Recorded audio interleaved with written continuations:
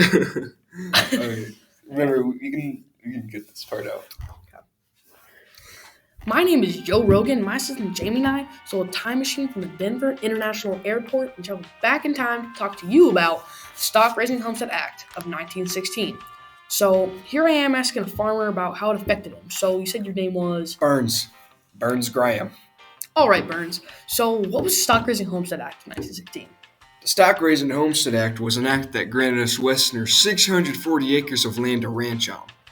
The lands were specifically pieces of land that were deemed of no value, aside from their ability to graze cattle and such. Not valuable. Okay. So what kind of cattle are you grazing? Like Black Angus or? Yeah, Black Angus.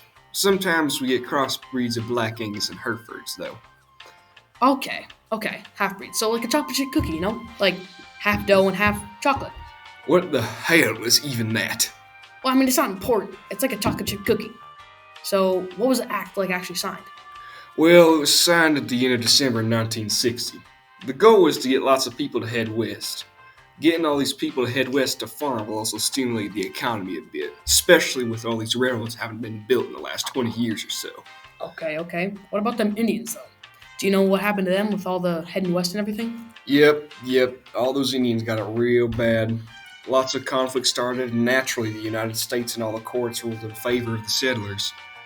They were put on reservations and such, and even then, the reservations just kept getting smaller and smaller. Hmm.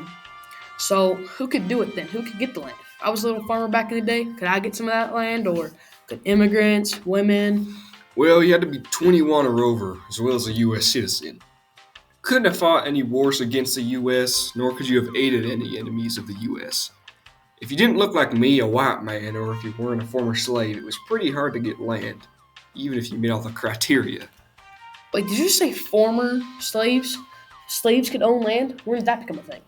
The Southern Homestead Act of 1866 granted land to Southerners, but gave priority to former African American slaves. Wow. I never knew that.